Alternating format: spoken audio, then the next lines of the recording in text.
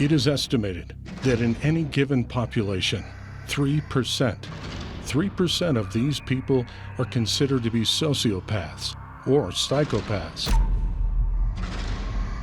In other words, capable of becoming serial killers. People who can find serial murder to be satisfying. How many serial killers are operating at any one time is not known exactly. But in the United States, experts believe there are over 500 active serial killers perpetrating evil on innocent victims. As a result, serial killers through the media, in books, movies, people were shocked, they were awed, and they couldn't turn away. Newspaper articles, the evening news. He's allegedly confessed to dozens of murders from 1970 to 2005 in at least a dozen states. And now on giant streaming platforms. Serial killers have become bigger than ever, bigger than life. Such portrayals include Extremely Wicked, Shockingly Evil and Vile, 2019, a biographical portrayal of Ted Bundy. The 2022 The Good Nurse, the story of one of the most prolific serial killing healthcare workers, Charles Cullen. My Friend Dahmer, 2017, a biographical drama film about Jeffrey Dahmer. The Night Stalker, The Hunt for a Serial Killer, 2021, a documentary series delving into the murders perpetrated by Richard Ramirez.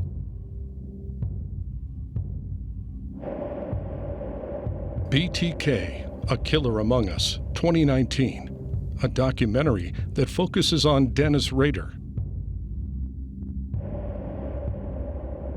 The Green River Killer, 2005, a feature film that explores the case of Gary Ridgway, one of the most prolific serial killers in United States history.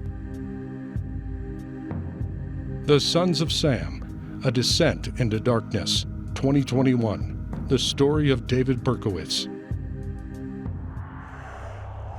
But the flow of information goes the other way as well. There are 27 different ways in which serial killers communicate before, during, and after their murders. Of course, Jack the Ripper started it all when he wrote letters to the London police. I send you half the kidney I took from one woman and preserved it for you. T'other piece, I fried and ate it. Was very nice.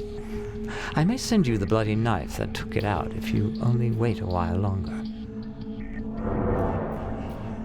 Richard Ramirez, the Night Stalker, left gruesome symbols at his crime scenes.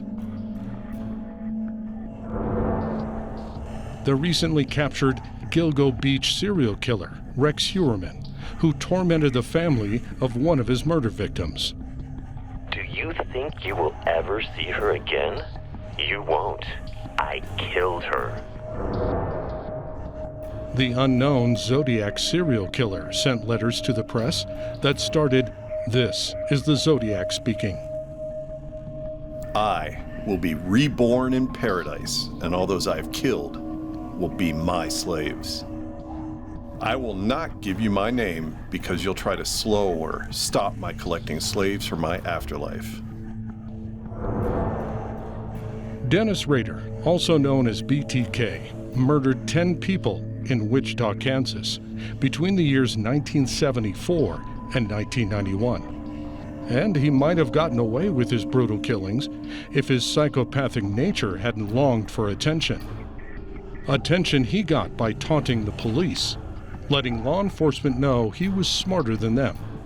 Rader wrote, "I did it myself, with no one's help. Let's put it straight." Rader went on to provide graphic details that only someone at the crime scene would know. Then there is a little-known killer of 8 women, Keith Jesperson, the Happy Face Killer. Jesperson wrote confessions on the wall of a truck stop he was passing through and signed the confession with a hand-drawn happy face. I beat her to death and loved it. Yes, I'm sick, but I enjoyed myself too. 2 people took the blame and I'm free. In this series, we will look at the many bizarre cases of the way serial killers are driven to communicate their psychopathic need to let the world know how powerful they were. How powerful they were because they can control the life and death of another human being. How powerful they are because they can terrify whole communities.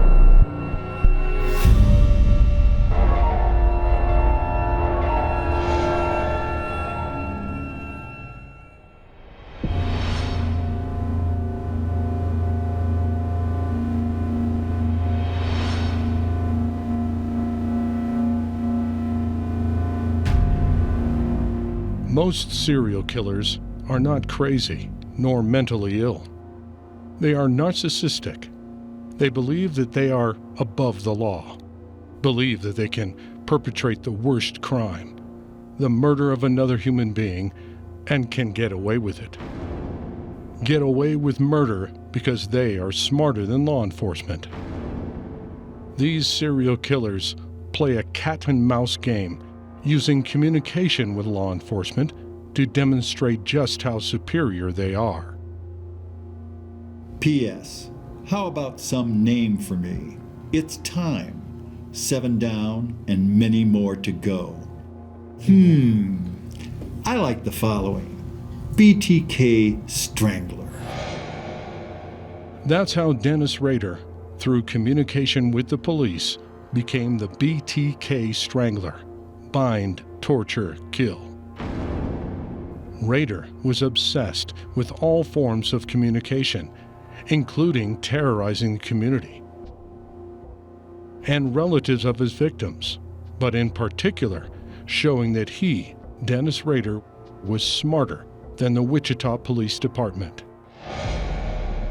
Dennis Lynn Rader is a psychopathic serial killer who committed 10 serial murders between 1974 and 1991 in the quiet city of Wichita, Kansas, terrorizing a community of 300,000 people. Rader looked from the outside like any other guy in town. A family man, married with 2 children. He was a Boy Scout leader, a deacon in Christ Lutheran Church, and president of the church council. But inside, he was an angry psychopath. A small, sly man whose show of community spirit and caring was a sham. He didn't give a damn about anyone. To Dennis Rader, the innocent were objects he terrorized to feel powerful. The police chief, he keeps things quiet and doesn't let the public know they're a psycho running around loose, strangling mostly women. There, 7 in the ground. Ha! Who will be next? Rader was born in 1945, and as a boy showed many of the warning signs of a potential serial killer. Like a number of other serial killers, he tortured animals, binding them with baling wire and hanging them in a barn. As a young man, he dressed in women's underwear and at times hung a noose around his neck. These elements would later form part of his notorious bind, torture, kill signature. After 4 years in the Air Force, he returned to Wichita in 1970. He earned an associate degree in electronics and later worked for the alarm company ADT Security Services. It was here that he learned how to circumvent home security systems. enabling his home invasion modus operandi. On January 15, 1974, his serial killing began. That year, he murdered Joseph and Julie Otero, and 2 of their 5 children, Joseph Otero II and Josephine. BTK broke into their home with what he called his hit kit: plastic bags, rope, tape, knife,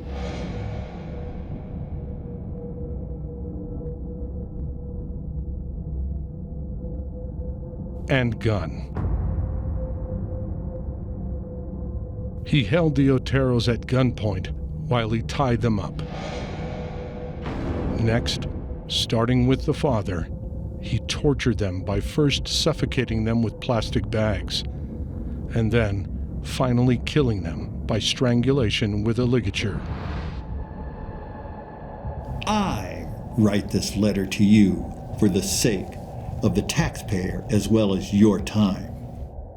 Those people you have in custody are just talking to get publicity for the Otero murders. They know nothing at all. I did it myself with no one's help. Let's put it straight. BTK then described the Otero murder scene. Location: southeast bedroom. Feet tied to the bed. Hand pointed in a southerly direction. Bondage: window blind court. Death: the old bag trick. And strangulation with clothesline rope. Clothes: white sweatshirt, green pants. Over the next 17 years, 6 more victims followed, all of them women. Catherine Bright, Shirley Vian. She was stripped and strangled with a plastic bag over her head and a cord around her neck. Rader began calling the police to let them know he was the one. In fact, on December 9, 1977, Rader called from a public phone regarding his next victim. Haha, go to this address.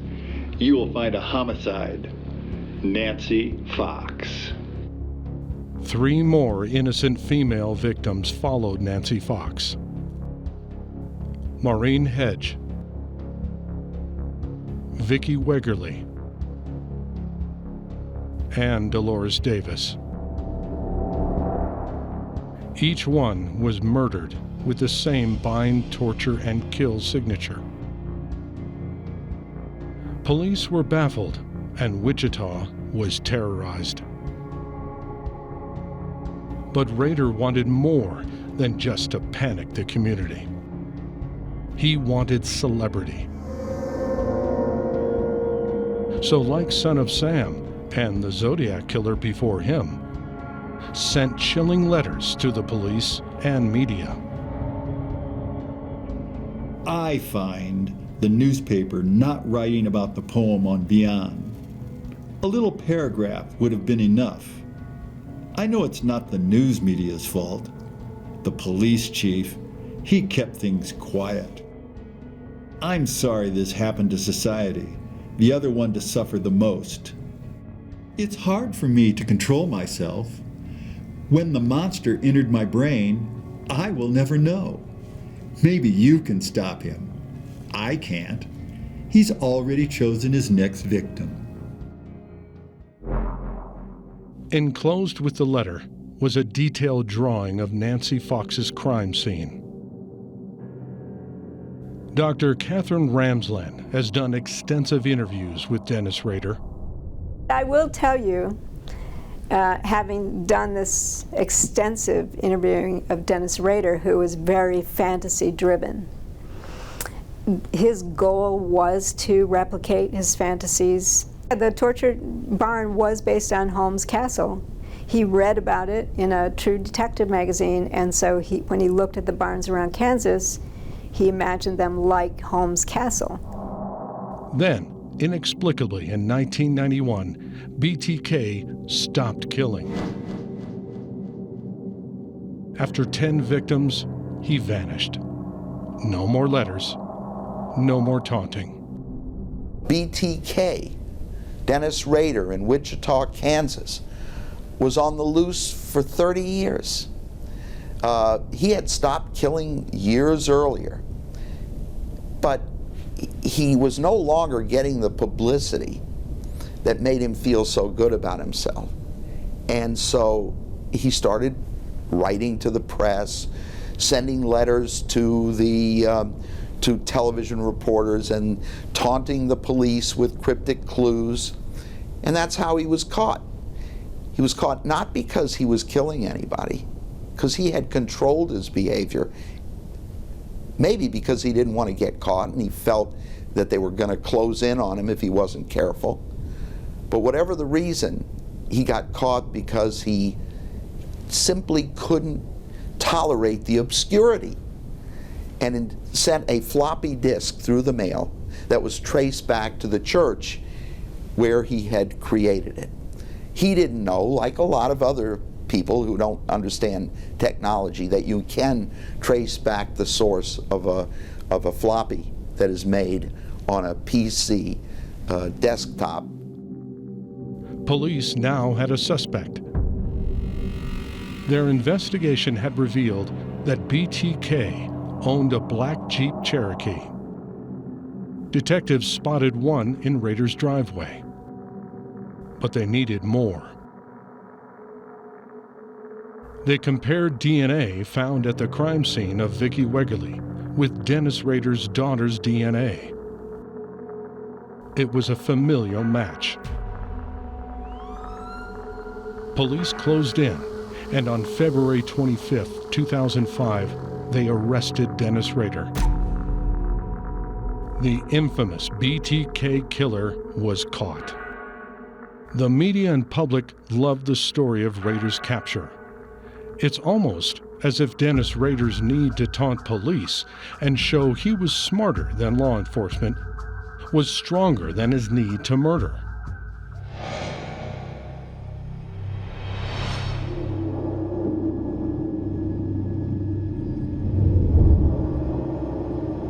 Like all psychopaths, John Edward Robinson, aka the Internet Slave Master, was a master manipulator and bullshitter. Communication skills he used to lure young female victims to their death. If you're interested in a master who is really great, write him. He is a great master. His email address is eruditemaster.email.com. Robinson wrote while posing as one of his female victims. After the murder, he would send bogus letters to relatives and police to hide his evil deeds. Like this letter, purportedly from the second murder victim, Lisa Stasi, to her sister-in-law, Betty. Betty, thank you for all your help. I really do appreciate it. I have decided to leave Kansas City and try and make a new life for myself and my daughter, Tiffany. I will let you know from time to time how I am and what I am doing. Signed, Lisa. In reality, Robinson had murdered Lisa and sold baby Tiffany to his own brother. We had the fellow in Missouri who would lure women to his home on the internet, and then he would have sex with them and kill them and put them in these 55-gallon drums and then put them into a storage compartment. Born in 1943 in Cicero, Illinois, Robinson was the third of 5 children of an alcoholic father and strict disciplinarian. In 1957, he became an Eagle Scout, and later that year, he enrolled at Quigley Preparatory Seminary in Chicago, a private boys' school for aspiring priests, but dropped out after 1 year due to disciplinary issues. Like many other serial killers, Robinson manipulated his way to the appearance of a community-minded citizen and family man. At the same time, he led the life of a con man and embezzler. In 1984, 19-year-old Paula Godfrey was Robinson's first murder victim. According to police, Robinson told her she would be traveling to Texas for some training, but then Godfrey disappeared. Her father confronted John Robinson, who said, "I don't know what you're talking about."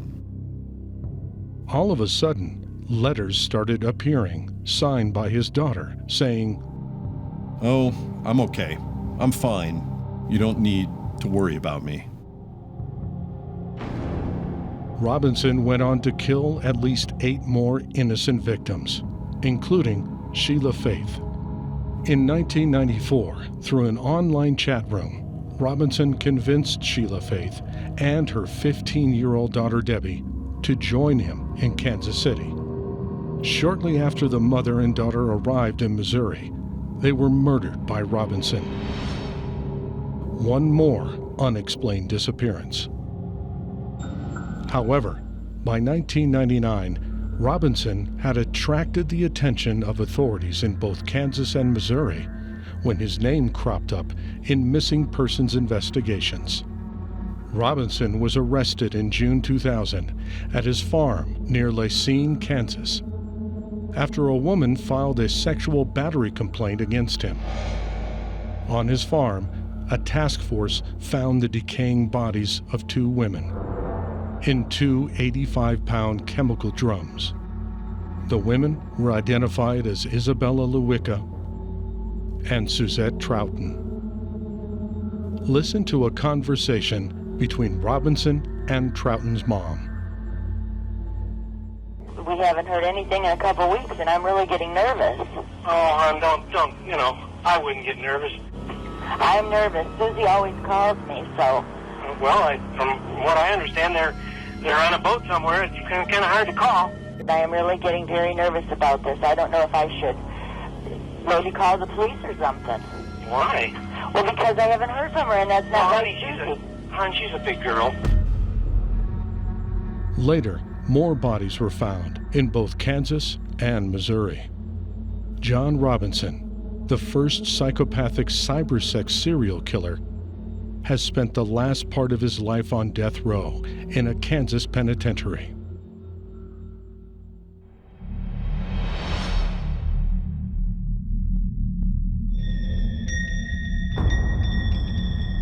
Listen to the voice of Paul Michael Stefani, aka the Weepy-Voiced Serial Killer. Fire emergency. Please don't talk, just listen. I'm sorry I killed that girl. I stabbed her 40 times. Kimberly Compton was the first one over at I don't know what's the matter with me. I'm sick. Perhaps the most bizarre case of the communication exchange between a serial killer and law enforcement took place between Paul Michael Stefani as he made phone calls to law enforcement after his brutal murders. Stefani was born on September 8, 1944, and raised in Austin, Minnesota, as one of 10 children by a highly religious family. He married Beverly Leiter and had a daughter with her. Stefani was once convicted of aggravated assault. Stefani targeted women from different social backgrounds and would lure them into his car by offering them a ride. Afterwards, Stefani would take them to a secluded location and kill them. Killings that began New Year's Eve, 1980. Killings that terrified Minneapolis residents for 2 years. The attacks began when Karen Potak was beaten savagely on the head with a tire iron after leaving a New Year's Eve party. She survived. The second victim, Kimberly Compton, 18, was not so lucky. On June 3, 1981, she was stabbed 61 times with an ice pick south of St. Paul. Don't talk, just listen. I'm sorry what I did to Compton. I couldn't help it. Don't know why I had to stab her. I am so upset about it. I keep getting drunk every night. I can't believe it. It's just like a big dream. I can't think of being locked up. If I get locked up, I'll kill myself. I'd rather kill myself than get locked up. I'll try not to kill anybody else. Next came Kathleen Greening, 33, who was drowned in her bathtub in her home on July 21, 1982. The fourth victim, Barbara Simmons, 40, was stabbed more than 100 times in Minneapolis. You find me, I just stabbed somebody with an ice pick. I can't stop myself. I keep killing somebody else. The final victim, Denise Williams, 21, was stabbed several times with a screwdriver after she accepted a ride. She survived. The case of Stefani illustrates the deep connection between the psychopathic serial killer and the need to communicate. Communicate his superiority, in this case, to law enforcement. Communicate as a function of the three-part nature of each serial murder. The serial killer's interaction with law enforcement seems to be actually a form of sort of aftercare or afterplay. And if you look at sort of the steps of a sexual encounter, of course, there's things that happen before, during, and after. And if you look at a serial killer's process as being similar to that of an intimate one, the premeditation of the murder is the foreplay. Of course, the actual act itself is the act itself. But what's constituted as afterplay or aftercare seems to manifest for David Berkowitz as these letters to police, and seems to manifest for the Weepy-Voiced Killer as these calls to police, in that the police and the media are actually part of their intimate triangle of that before, during, and after, and that their process is not fully complete until they have that outcry in the form of communications with police or the media. Stefani's capture is filled with irony. When he killed he attempted to kill his final victim through stabbing, he actually had hurt his own head and sustained pretty serious head injury in the process. And his last and final call to police was not just to admit that he had committed a crime or to taunt them or to ask them why they haven't stopped him, but to request assistance. And he was later taken to the hospital and, of course, arrested, as even though he tried to disguise his voice when police ultimately talked to him in the station, it was really clear that his voice was the voice on the phone calls. So, in the end, Stefani really didn't want to be caught. He died in prison from skin cancer.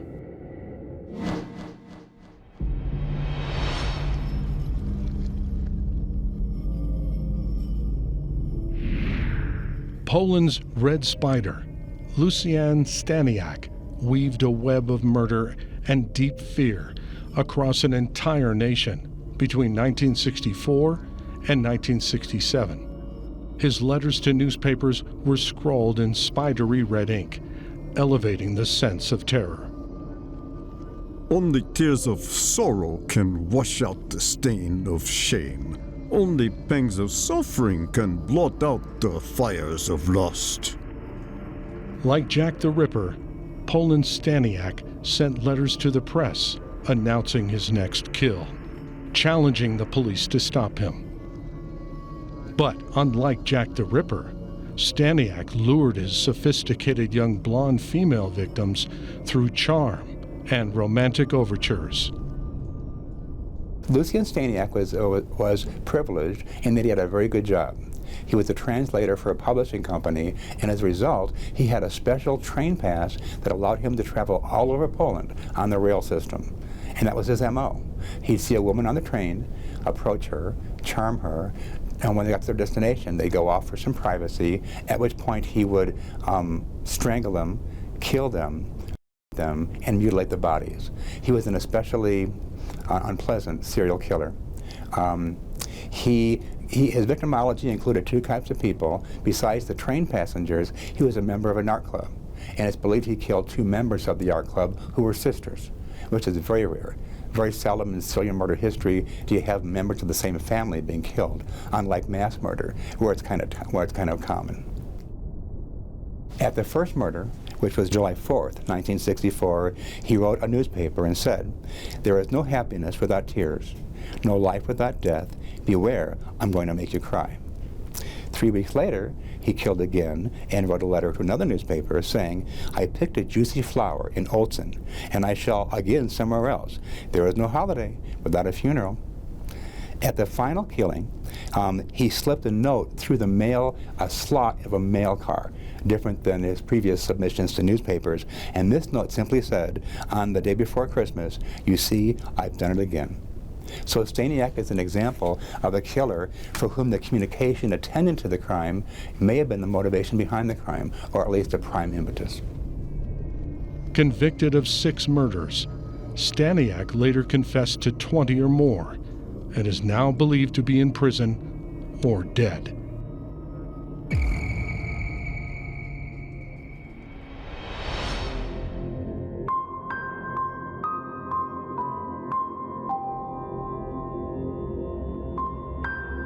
One year after 9/11, 2 men with a sniper rifle turned Washington, D.C.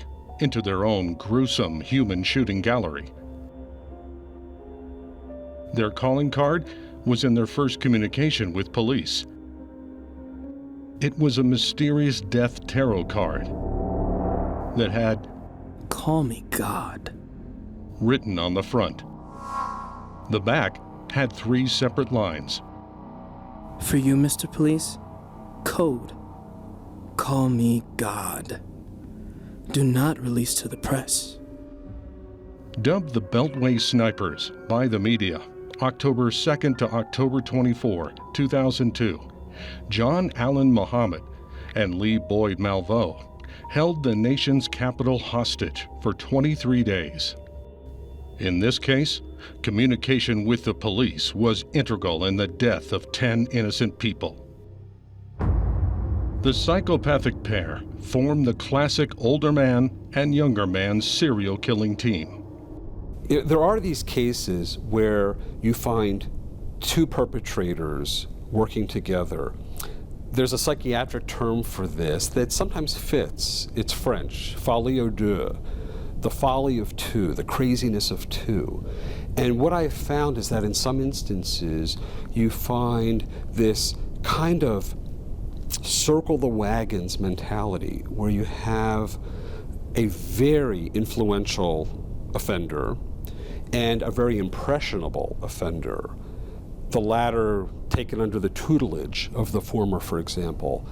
Often somebody who's very needy, who wants or needs a father figure. And you find these 2 individuals who view the world from the perspective of their own little bubble, and they seem to have convinced each other that they need to kill, that they want people to suffer, and they feed each other's twisted perception and rationalize the murders. It's almost as if they are enveloped in this twisted worldview where their wish to kill, their need to kill, is insulated from the more common sense understandings that the rest of us have about why that would be so horrible. Born John Allen Williams, Muhammad had joined the Black Nation of Islam, and in October 2001, at the age of 40, changed his name to John Allen Muhammad. Muhammad found Malveaux at a homeless shelter and took the young teen to his house. He had lost his own children in a custody battle and now had a surrogate son, someone he could father, someone he could mentor. Only this mentoring was about depraved indifference to human life. In fact, It was their great distance from their victims that would add a new twist to the usual serial murder team. The Beltway killings were completely different, whether you want to believe they're politically motivated, whether they're religiously motivated, and they had planned to just start targeting people and just start killing them. And it wasn't for the personal contact or the personal control over somebody like you see with so many of these people. It was reaching out from a distance, reaching out literally and touching someone, where they were shooting them from a distance and killing them. They don't even see their work close up.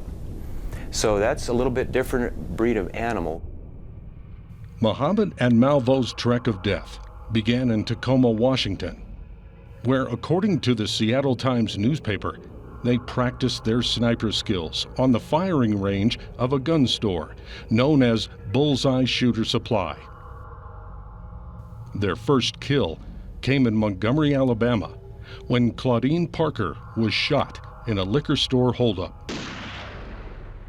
Their serial killing began in earnest on October 2, 2002, when in the span of 20 hours, Muhammad and Malvo shot 6 people in Montgomery County, Maryland.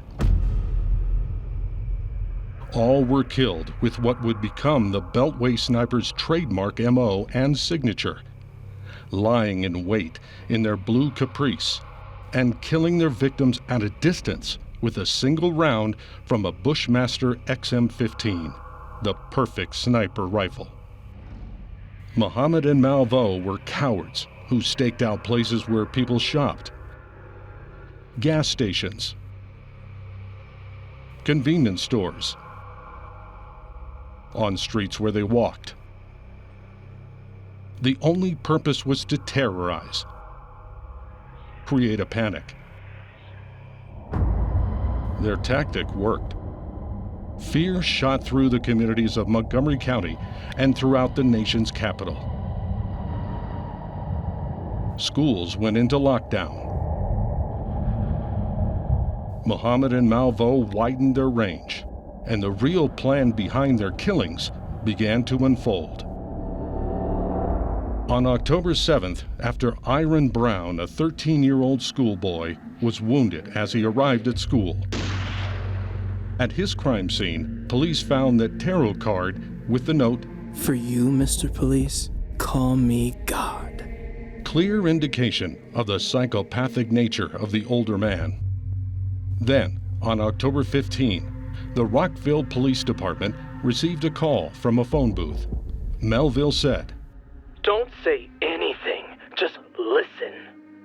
We're the people causing the killing in your area. Look at the tarot card. It says, 'Call me God.' Do not release to the press that we've called you 3 times to set up negotiations. We got no response. People have died." 3 more calls to the police followed, all using the identification, "Call me God." Throughout this saga of evil, these 10 people were killed. October 2nd, 2002, the first killing takes place when 55-year-old James D. Martin is shot in Wheaton, Maryland. October 3rd, James L. Buchanan, a 39-year-old landscaper, was fatally shot near Rockville, Maryland. October 3rd, Prem Kumar Walekar, 54, a part-time cab driver, is killed in the Aspen Hill area. October 3rd, Sarah Ramos, 34, of Silver Spring, Maryland, is killed. October 3rd, Lori Ann Lewis Rivera, 25, of Silver Spring, is shot dead in Kensington. October 3rd, in the only killing in Washington, D.C., and the first one to occur at night, Pascal Charlot, 72, is shot. October 9, Dean Harold Myers, 53, is killed in Manassas, Virginia. October 11, Kenneth Bridges, 53, is killed at an Exxon station just off I-95 near Fredericksburg, Virginia. October 14, Linda Franklin, 47, of Arlington, Virginia, is killed by a single gunshot. October 22, last to die from a bullet by the snipers, is Conrad Johnson, 35, in Aspen Hill, Maryland. On October 19, a man was shot not to kill, but to draw attention to a rambling 4-page ransom note. The cover page included, "For you, Mr. Police, call me God." There were 2 stars over the message and 3 stars beneath. Here are some of the content. "We have tried to contact you to start negotiations, but the incompetence of your forces. These people took our calls for a hoax or a joke. So your failure to respond has cost you 5 lives. If stopping the killing is no more important than catching us now, then you will accept our demand, which are non-negotiable. You will place 10 million in Bank of America account number. If trying to catch is no more important, then prepare your body bags. P.S. Your children are not safe anywhere at any time." The Beltway snipers began with a profit motive. They had decided to extort $10 million from the authorities. First, they killed 5 people at random in the D.C. area in October 2002, and then they intended to stop and negotiate with Chief Moose for the money. So Malvo, the younger of the 2 killers, called the tip hotline, who got very frustrated by his inability to get through and instead killed more people. Rather than attempting to make money, they instead liked becoming celebrities. They enjoyed playing a cat and mouse game with the police and taunting them in some of their messages. "I am God," meaning you'll never catch me. I'm superior to you. But they weren't gods, and their tirade of terror would not last much longer. The police now knew the make and model of the car, a blue Chevy Caprice. On October 24th, they found John Allen Muhammad and Lee Boyd Malvo sleeping in their car. At last, the nightmare was over. At trial, prosecutors introduced exhibits showing that Muhammad and Malvo planned to emulate the Islamic jihadists and terrorists of 9/11. One was a portrait of Saddam Hussein labeled as Protector. Another was a father and son portrait of Malvo and Muhammad with the words, "We will kill them all, Jihad." Finally, in 2006, Malvo was sentenced to life in prison without the possibility of parole, and in 2009, Muhammad was executed by lethal injection.